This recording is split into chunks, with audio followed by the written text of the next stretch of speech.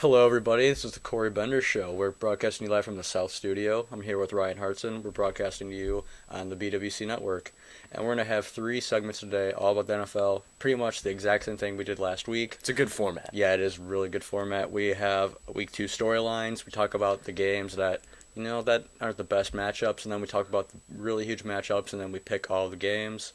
So let's just go right into Week 2 storylines, Ryan. The biggest one right now is Mike Vick returning to Atlanta, the team he was the franchise quarterback for so long. And then he went to prison, and then eventually when he got out, he signed with the Eagles. No one thought he was going to be, next to nothing, and now he's all of a sudden a pretty good quarterback in this league. So what do you think about him returning to Atlanta? Okay, let me ask you a question.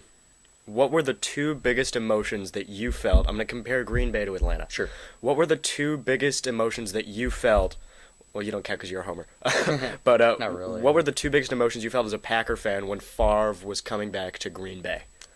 The first time, not the second time. The first time, I was pretty excited. I don't know. I was really excited and kind of just waiting to see if he'd come. Pretty much just excitement being, I don't know. You were excited because you ended up being a Viking fan. A little because bit. and those people I have a problem with. Mm-hmm. You're supposed to stick with your team. Right. But that's, I guess, a different discussion for a different day. Yeah. The emotions I felt, because I'm an actual Packer fan, Yeah. were anger and nerves. Mm-hmm. I was horrified because I knew he was going to throw for like 1,000,000 yards, which he did, and 1,000,000 touchdowns, but I was pissed. I was like, this dude he's a Viking, and he's coming back, and that sucks. Mm-hmm. And is that how Atlanta is feeling right now? No. Vic's coming back. I guess. He's going to... Just the nerves, probably not anger. I don't get why you'd be angry at Mike Vick. You're probably not. No. But if you're an Atlanta fan, you're coming back, you're probably terrified because he's probably getting ready to destroy your team. Mm-hmm. Because there was a conversation, the owner of the Falcons, it's Arthur Blank is his name, right? Yeah. I read a great story about Arthur Blank goes into prison where Vic was and sat down and they had a conversation. Yeah. And he said, because apparently originally he was intending on just bringing Michael back to be the quarterback again and everything would be A-okay. But after like the first year, he was like, Michael, sorry, we're going to have to move forward. Yeah. We're drafting Matt Ryan. Yeah. And then Vic was just like, he had to be seething. Yeah. He had to be seething. Because Vic obviously thinks he's better than Matt Ryan, which to me, they're on the same they're on the same level of eliteness, or lack thereof eliteness, if you will. And so I think that's kind of a scratch. Yeah. But if I was Vic, I'd be really mad. And if I was the Atlanta fans, I'd be scared because I think he's going to come in, and I think he's... Yeah, with all the weapons he has, when he's a weapon himself, he'll be able to run all over the place. And he'll expose the secondary, especially. Because that Atlanta secondary is bad. Terrible. That's a bad secondary. Garbage. You need to get a good pass rush on him, and even if you can... They can't rush the passer. And he's going to be able, if he can actually be a little bit more accurate for once in his life, when he's playing, then he'll be able to just destroy them, and this game could be over by halftime. Mm-hmm. It's going to be very hard for Atlanta fans to be excited and ready for this game because they're going, he's coming back.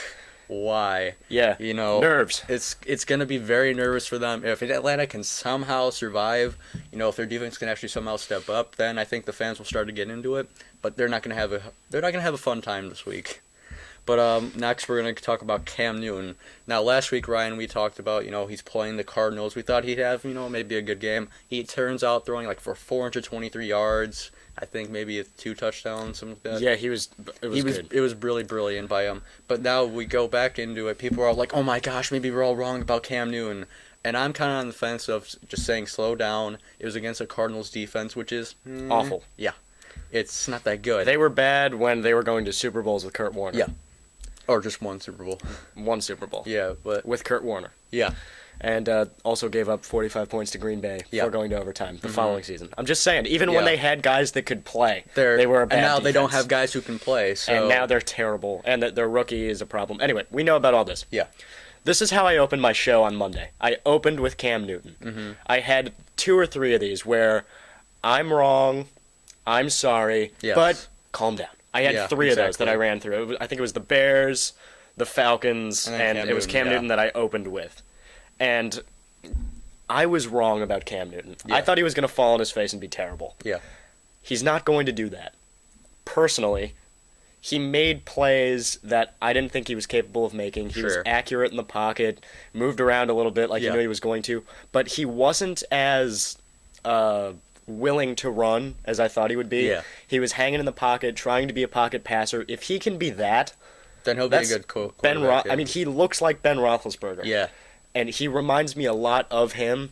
Yeah. If he can do that and run around and make some plays, that's a good quarterback. Yeah. Cam Newton is going to be good. I was wrong about that. Yeah. Now, we were both pretty wrong about that. Is he the best quarterback in the league? Not by a long shot. Whoa. Everybody calm down. Yeah. He is going to take maybe a little step back. Maybe. Against the just a little? The defending world champion Green Bay Packers. Because Clay Matthews, like you said, he's going to do terrible things to him. Clay Matthews is going to have something to say about 422. Yeah, that Packers, that just the pass rush is going to have a field day on Cam Newton. And that secondary is a little better than Arizona. Just a little? Yeah, Woodson and that Tremont Williams guy. Yeah, that guy who went to the Pro Bowl. A lot. Yeah. And then Tremont just recently. They're okay over there. Yeah. So Cam is going to be a little different quarterback. Probably not 422. Hey, he'll get to experience how to take a whooping, But with Cam playing as well as he did, I think this Green Bay-Carolina game is going to be closer than people expect. Yeah. So 35-20 instead of 56-10. Okay. It's a little bit better. It's going to be close. It's going to be entertaining. But Super Bowl MVP versus rookie quarterback, no matter how many yards he throws for, you're going to take the Super Bowl winning quarterback every time. At least you'd hope.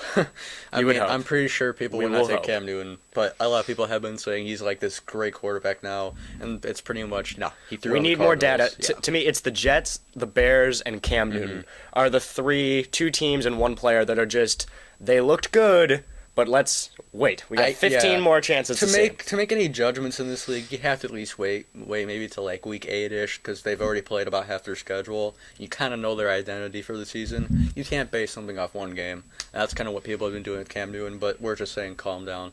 Well, coming up next, we're going to be talking about some of the games that really kind of matter but really don't, and then we'll pick them at the end of our last segment when we talk about the big games, like the San Diego Chargers and the Patriots. That's going to be a fun game. And this is Cory Bender here with Ryan Hartson on the Cory Bender Show, and this is the BWC Network.